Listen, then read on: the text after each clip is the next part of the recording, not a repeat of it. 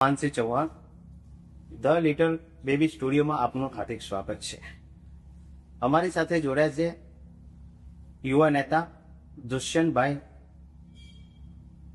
રાઠોડ। એમની સાથે અમે પૂછીશું સીધા અને તીખા સવાલો। દુષ્યંતભાઈ નમસ્કાર, તમે મારી સાથે જોડાયા, આપનો કિંમતી સમય લઈને શું કહેશો? સૌ પ્રથમ મારો આપને સીધો સવાલ છે, આ સ્થાનિક સ્વરાજ્ય ચૂંટણી તમે કેવી રીતે જુઓ છો અને જનતા શું મોડમાં છે? સભા વખતની સ્થાનિક સ્વરાજ્યની ચૂંટણી એ માત્ર ને માત્ર એક ચૂંટણી નથી। આ વખતની ચૂંટણી એ વિકાસ અને વિનાશ વચ્ચેની લડાઈની ચૂંટણી છે। આ વખતની ચૂંટણી એ વિશ્વાસ અને ભ્રષ્ટાચાર વચ્ચેની લડાઈની ચૂંટણી છે। આ વખતે સાહેબ નગરપાલિકા હોય, તાલુકા પંચાયત હોય કે જિલ્લા પંચાયત, આ વખતે ગુજરાતની જનતાનું એક જ લક્ષ્ય છે કે ભારતીય જનતા પાર્ટીનો ભગવો દરેક જગ્યાએ સાહેબ લહેરાવો। જી સર, ભારતીય જનતા પાર્ટીની સરકાર આવવાથી કયા કયા લાભા થયા છે અને કેટલું પરિવર્તન આવ્યું છે? ભારતીય જનતા પાર્ટીની સરકાર આવવાથી ઘણા બધા લાભો થયા છે અને અનેક ગણું પરિવર્તન પણ આવ્યું છે। સાહેબ, આપણે વિચાર કરીએ કે એક સમય હતો કે મારી મા બહેનોને કોસો દૂર સુધી પાણી ભરવા માટે દૂર જવું પડતું, પણ આજની તારીખમાં આપણે જોઈએ તો જળથી નળ સુધીની યોજના થકી મારી મા બહેનોને ઘરે ઘરે પાણી પહોંચવું છે। એક સમય હતો કે જ્યારે આપણા વિસ્તારની અંદર એ પાણીના સ્તર ઘણા બધા નીચા જવાના કારણે મારો ખેડૂત ભાઈ એ માઇગ્રેટ કરીને સિટી તરફ આગળ વધતો, પણ આજની તારીખમાં આપણે જોઈએ તો આપણા દેશના યશસ્વી વડાપ્રધાન શ્રી નરેન્દ્રભાઈ મોદી સાહેબના અથાગ પ્રયત્નો થકી આપણા વિસ્તારની અંદર નર્મદા કેનાલો અને પાણીના સ્તર જે નીચા ગયા હતા એ આજે ઘણા બધા ઉપર આવ્યા અને જે પાયમાં બનેલો ખેડૂત આજે ઘણો સમૃદ્ધ બને છે।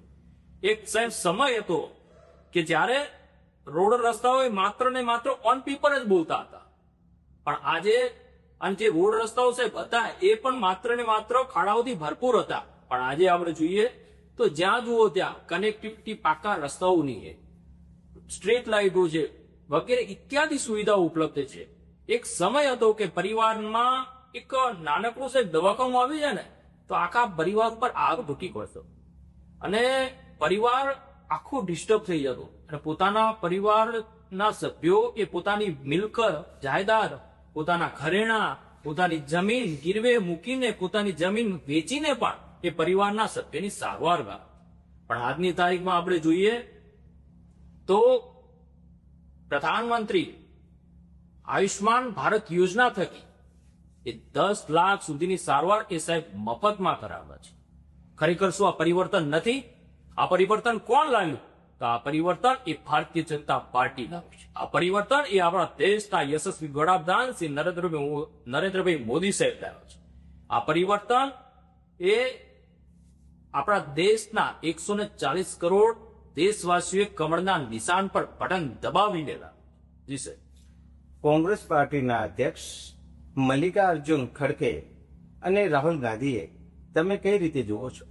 કોંગ્રેસ પાર્ટીના અધ્યક્ષ મલ્લિકાર્જુન ખડગે 2024ના ઇલેક્શનમાં પોતાની પાર્ટીના પ્રધાનમંત્રી પદના દાવેદાર એવા રાહુલજીને કહ્યું હતું કે જો મોદી સાહેબ ખરી સત્તા પર આવ્યા, જો ભારતીય જનતા પાર્ટીની સરકાર ખરી સત્તા પર આવી તો આખા ભારત દેશની અંદર એ ફરીથી રામ રાજ્ય સ્થાપિત કરી નાખશે। ખરેખર કોંગ્રેસ પાર્ટી અને કોંગ્રેસ પાર્ટીના લોકોને હું કહેવા માંગુ છું, વિપક્ષોને પણ કહેવા માંગુ કે આખા ભારત દેશની અંદર ફરીથી રામ રાજ્ય સ્થાપિત કરી નાખે આપણા દેશના યશસ્વી વડાપ્રધાન શ્રી નરેન્દ્રભાઈ મોદી સાહેબ, તેમાં ખોટું શું છે? તમને શું પેટમાં દુખે? હવે જનતા ભલીભાંતિ જુએ છે કે આવી સનાતન ધર્મને રોકવાનું કામ કરતી પાર્ટી હોય એ શું એ પાર્ટીને વોટ આપશે? જે માત્ર ને માત્ર વિકાસમાં અવરોધરૂપી રોડા નાખવાનું કામ કરતી હોય એવી પાર્ટીઓને શું વોટ આપશે? જી સાહેબ। હા તુષારભાઈ, મને એક સરસ મજાનો એક સવાલ યાદ આવ્યો છે।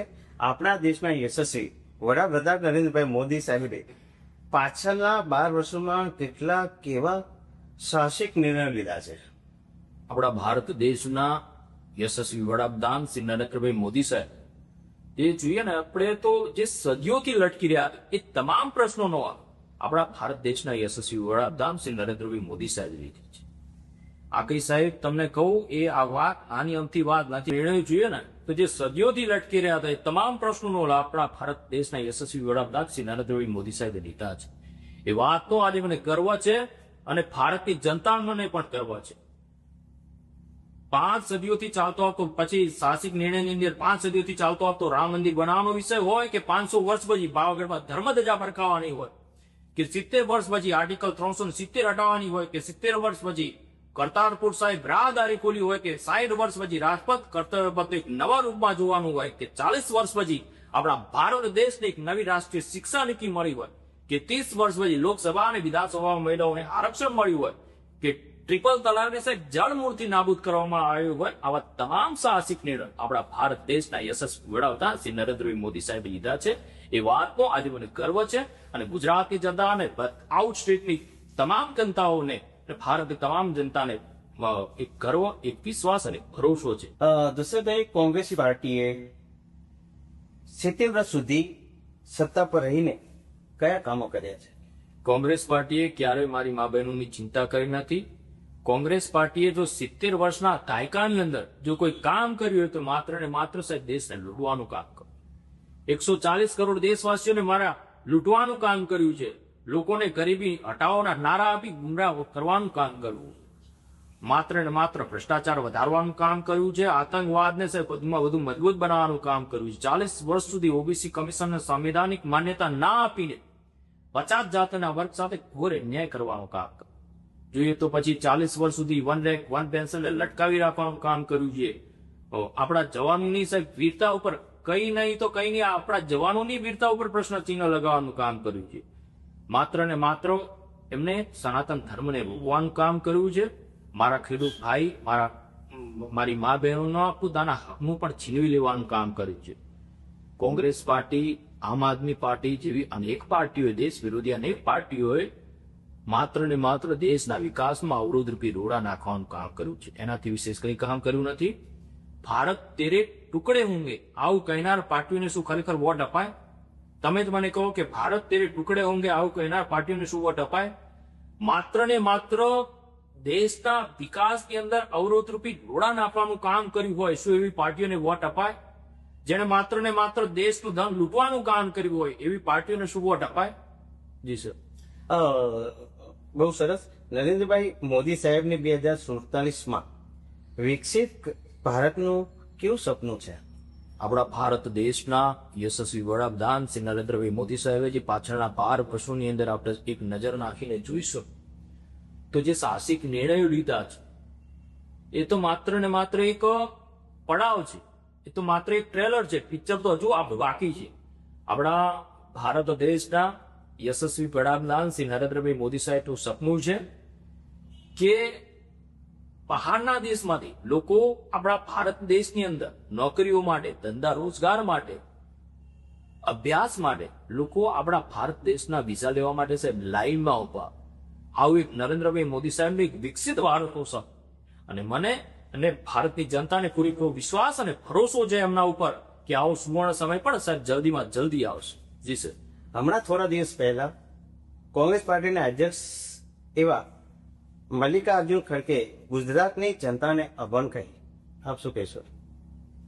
કોંગ્રેસ પાર્ટીના અધ્યક્ષ મલ્લિકાર્જુન ખડગે મારી ગુજરાતની જનતાને, મારી ગુજરાતની જનતાને અભણ અને મૂર્ખ કહીને સાહેબ આખી ગુજરાતની જનતાનું અપમાન કર્યું છે. સાહેબ આ કઈ નાની અમથી વાત નથી. આખી ગુજરાતની જનતાનું અપમાન કર્યું છે અને ગુજરાતની જનતા આનો કરારો જવાબ આપતા જાણે છે. એમને ખડગે સાહેબને ખબર નથી કે આ ગુજરાત એ ગાંધીનું ગુજરાત છે. આ ગુજરાત એ સરદાર વલ્લભભાઈ પટેલનું ગુજરાત છે કે જેમણે ભારતની આઝાદીમાં એક મહત્વપૂર્ણ સિંહ ફાળો છે. એમને ખબર નથી કે આ વખતે ગુજરાતની જનતા એમને કરારો જવાબ એ ભારતીય જનતા પાર્ટીના નિશાન પર બટન દબાવીને આપવાની છે. જી સર. મોદી સાહેબની ગેરંટી શું? મોદી સાહેબની ગેરંટી જોઈએ ને તો જે પાછળના 12 વર્ષોની અંદર જે સાહસિક નિર્ણયો લીધા છે, નરેન્દ્રભાઈ મોદી સાહેબની સરકારે જે 17 કરોડથી વધારે ગેસ કનેક્શન આપ્યા, આ ખરેખર શું મોદી સાહેબની ગેરંટી નથી? 4 કરોડ પરિવારોને પ્રધાનમંત્રી આવાસ યોજના હેઠળ પોતાના મકાન બનાવ્યું, શું ખરેખર આ મોદી સાહેબની ગેરંટી નથી? 14 કરોડથી વધારે પરિવારોને શુદ્ધ પીવાનું પાણી જળથી નળ સુધીની યોજના ઘરે ઘરે પહોંચાડ્યું, શું ખરેખર આ મોદી સાહેબની ગેરંટી નથી? 51 કરોડથી વધારે આજે બેંક ખાતાઓ છે, 55 કરોડથી વધારે પરિવારોને આયુષ્માન કાર્ડ મળ્યા છે, 10 કરોડથી વધારે મારી મા બહેનોને મળ્યું ધુમાડા મુક્ત જીવન, 12 કરોડથી વધારે આજે શૌચાલયો બનાવી મારી મા બહેનોને ઘણું બધું જીવન સરળ કરી નાખ્યું છે. મારા ખેડૂત ભાઈઓના ખાતામાં વાર્ષિક 6000 રૂપિયા નખાવીને હર હંમેશ મારા ખેડૂત ભાઈની ચિંતા કરી છે. શું ખરેખર આ મોદી સાહેબની ગેરંટી નથી?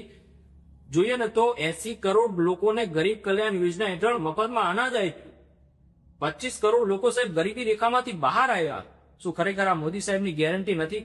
તમને સાહેબની વાત કરું, આજની તારીખની વાત કરું કે હમણાં રાજ્યસભાની અંદર આપણે બિલ પસાર કરવામાં આવ્યું, લોકસભા અને વિધાનસભામાં મહિલાઓને 33% સાહેબ અનામત મળે એના માટે, પણ કોંગ્રેસ પાર્ટીએ શું કર્યું, બીજી વિપક્ષની પાર્ટીએ શું કર્યું, એનો વિરોધ ઉઠાવ્યો અને બિલ પસાર કરવા ના દીધું. હાલ તો બેન્ડિંગ છે સાહેબ.